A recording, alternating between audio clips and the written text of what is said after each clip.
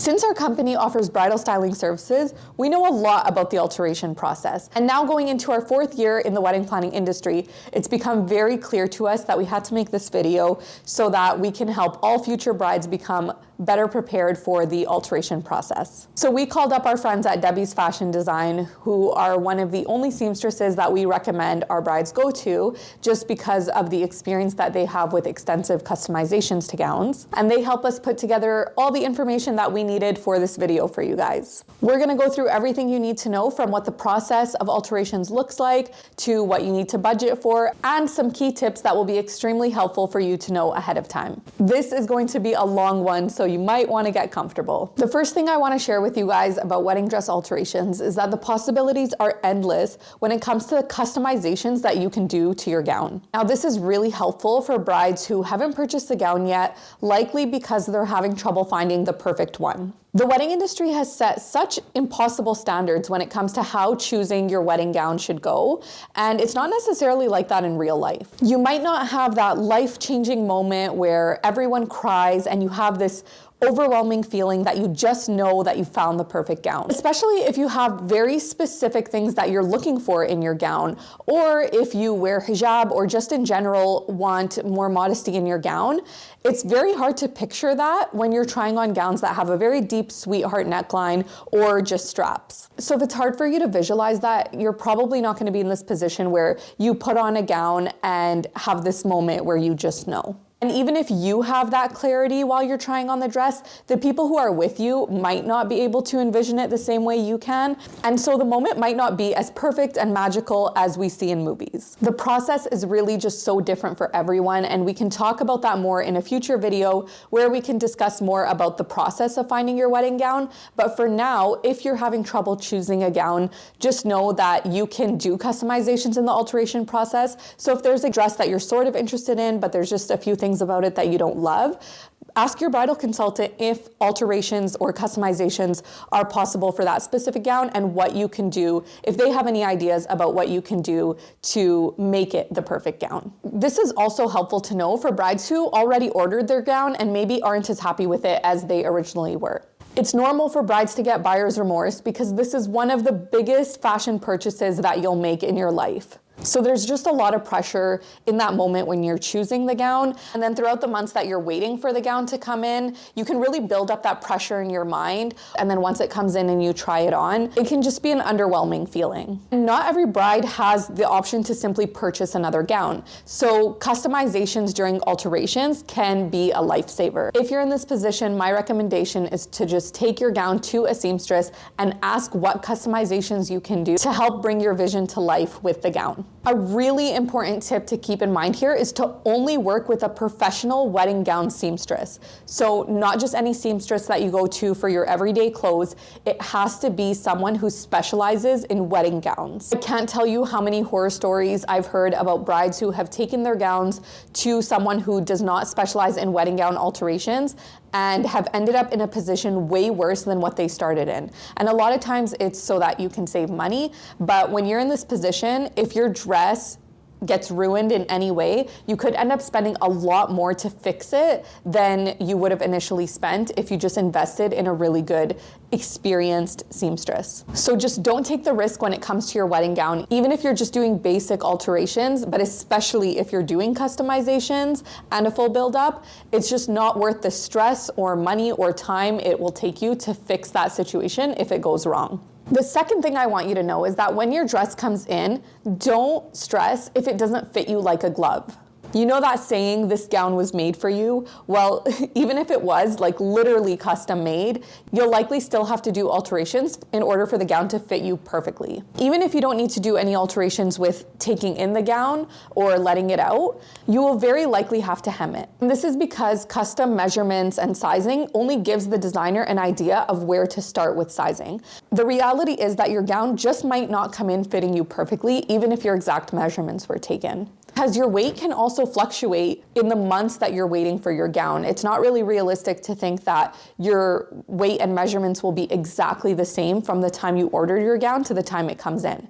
And even when your dress is custom made by a local designer and you're taking in all the measurements there and going in for fittings locally, you could still end up having to do alterations by the time the dress is done just because of that fluctuation, because creating a dress is such a long process. And of course, when it comes to the length of the gown, it's much better for the designer to create the gown longer so that if you wear higher heels than you anticipated, the dress is not shorter. But if the dress comes in shorter than you need it to be, you can't add length there, but you can always hem it if it's too long. So the point that I'm trying to make here is that don't freak out if your dress doesn't fit you perfectly right away. By the time you're done your alterations, you'll feel much better about how you look in the dress. And no matter what, you should budget for alterations either way.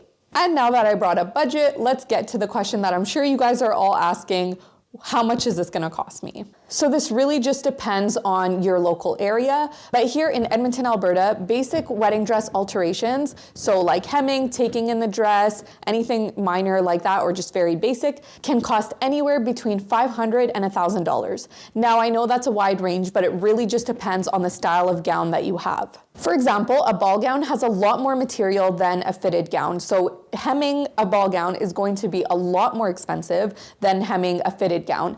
And a gown with a really long train is also going to be more expensive to hem or do any alterations to that than a gown with a shorter train. And if you're hemming the front and you want to leave the back, they will still have to hem the sides as well, just to make sure it's even. If you have a lot of material and you're thinking you just want to do the front, you need to consider the sides of the gown as well, and then it will go into the train, again, just to make sure everything is even. So the more material you have on your dress, the more expensive alterations are going to be.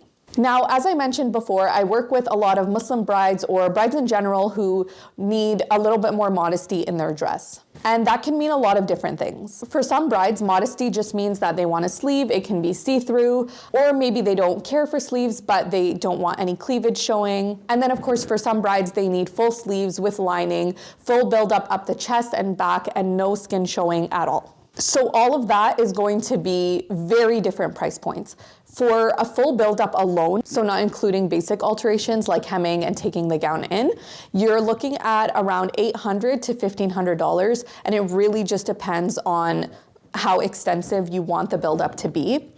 But it could be even more than that depending on how much detail you want in the buildup. There are so many things that you need to know if you're doing a buildup, and I can probably do a video just on that alone, but for now, here is kind of a breakdown. First of all, you want to make sure that the dress looks like it was made the way you want it to look. So if the dress originally came with a sweetheart neckline, you don't want that harsh line to show when you do the buildup. The last thing you want is to spend thousands of dollars on your dress and then make it look like you had a dress and are just wearing a shirt under. You don't want the original neckline of the gown to show at all. And in order to do that, you have to make sure that the seamstress is working with material and appliques that match the gown perfectly.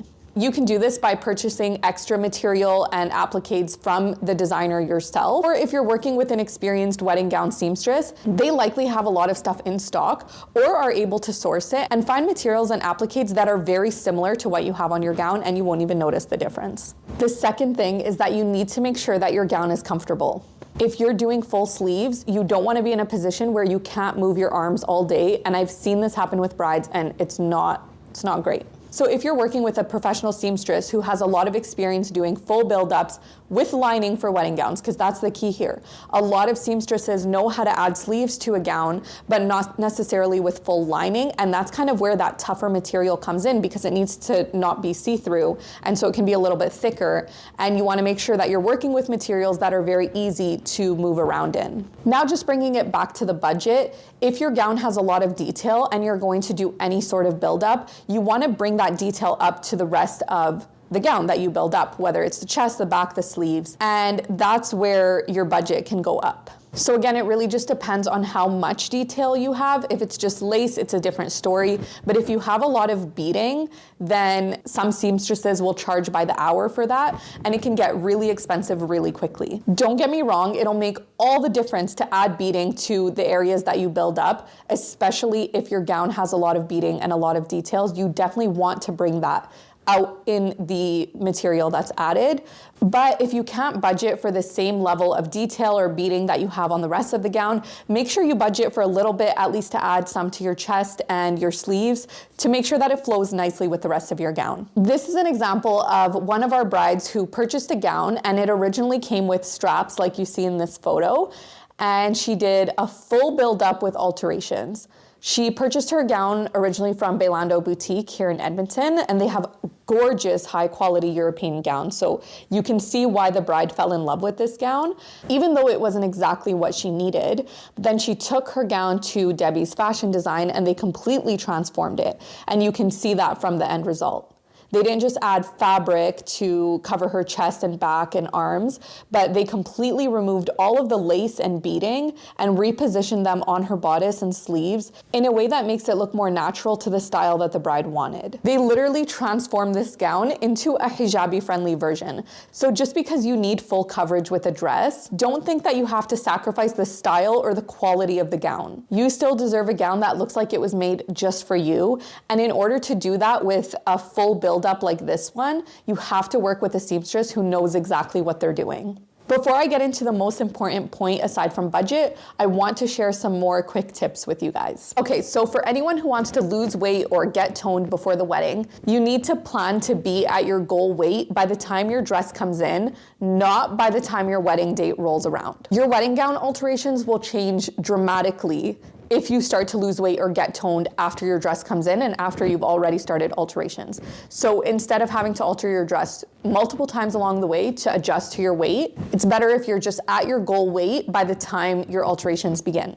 You'll just end up spending more money to alter your dress again if you continue to lose weight while your dress is being altered. So if you plan for this in advance, you can plan to be at your goal weight by the time your alterations begin, and then try your best to maintain your weight until your wedding day. Next is to bring the exact shoes that you're gonna be wearing on your wedding day. This is the tough one, because I always recommend that brides switch from heels to more comfortable shoes on their wedding day if you insist on wearing heels to begin with. Not even flats. I usually recommend something like sneakers with a lot more support. This can be an issue not only with the height of the dress, but it also affects the bustle. We'll talk a little bit more about that in a sec. But for this reason, I recommend that if you still insist on wearing heels on your wedding day, which I know a lot of brides love to do, heels are not the most comfortable thing, but it makes you feel pretty, so I get it. And it definitely helps your posture and gives you that like princess-like vibe. I get it. But I want you guys to be comfortable and I want you to enjoy your day. And in order to do that, you need to make sure you're taking care of yourself. So I still recommend that you switch to another shoe, but try to make sure that that shoe has the same height as your heel. There are raised sneakers that you can get, or even raised sandals or flip-flops. The next thing is that you should also bring in any undergarments or shapewear that you plan to wear under your dress. Again, I want you guys to be comfortable, so I don't typically recommend that you wear shapewear on your wedding day, just because I think you're beautiful without it. But if you do feel more comfortable in it, make sure you bring the shapewear that you're going to wear on your wedding day to your initial appointment for alterations and all your appointments after that. And that way you can see how everything fits, you know exactly what you're wearing, you can see how everything goes together. So also bring your veil, your hijab, and any other accessories that you're going to be wearing. Trust me, it'll save you so much stress on the wedding day when you have a very good idea of exactly how you're going to look with everything on and how everything feels. You don't want to plan to wear certain undergarments and then when you try them on your wedding day under your dress, it doesn't fit properly or it feels weird or it's uncomfortable. So make sure you take all of that into account during your alteration appointments, bring that stuff in, try it all on together, and then you can see what changes you need to make before the wedding day.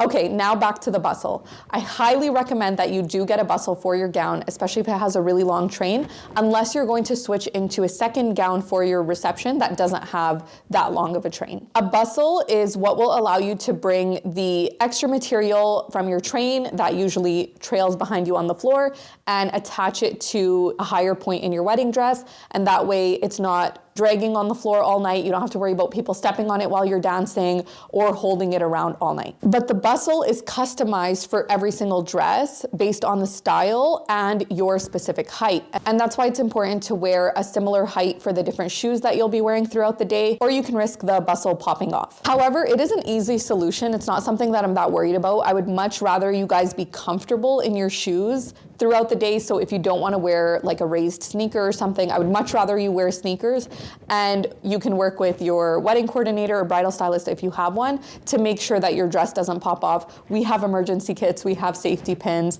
and as long as you have the bustle professionally made, we can come in and pin it up for you guys to make sure it doesn't pop off. But don't think for a second that safety pins would work in replacement of a bustle. You still need a professional to create that bustle for you, and then we can come in with safety pins and make sure that it stays in place if you're switching out your shoes.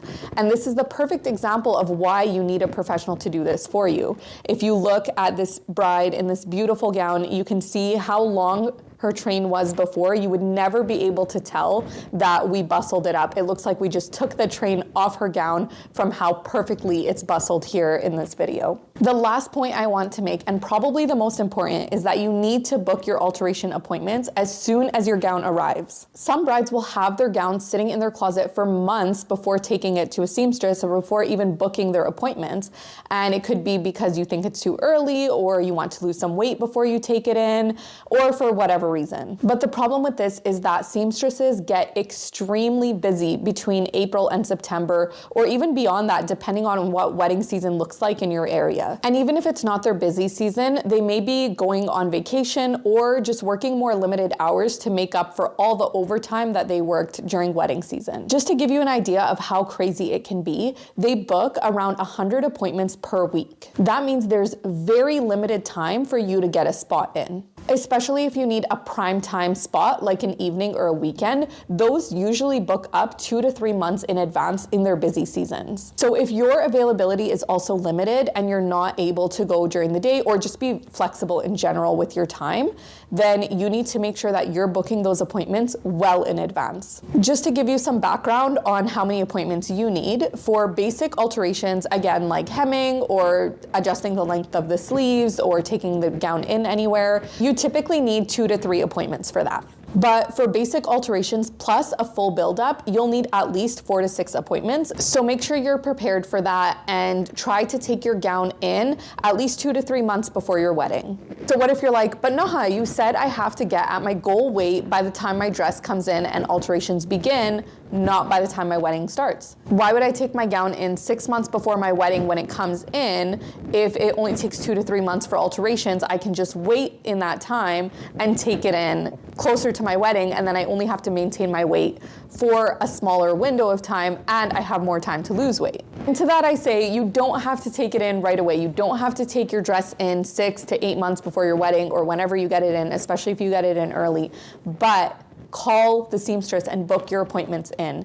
Take that time that you need. If you just don't want to do it right away, if you want to save up some money for it, if you want to lose some weight, whatever you want to do, but make sure you call them and book those appointments and have them in ahead of time so you don't have to stress about rushing and trying to squeeze yourself in and get those appointments. I've also had brides call me completely stressed, saying that their gown is due to come in like a month or so before their wedding, and they're worried about alterations because it takes 2 to 3 months. What do you do in that case? Well, the reality is it doesn't actually take 2 to 3 months for a seamstress to alter your dress. That timeline is there because of the sheer volume of brides that they have coming in at the same time. So if you have a rough idea of when your gown is going to come in, and you know your wedding date, and you know it's a small window, give your seamstress a call as soon as possible and let them know the window that you have. Let them know the alterations that you'd like to do. If you need to do a full build up, let them know. They'll book you in for the appointments that you need, and they will budget for that time ahead of time.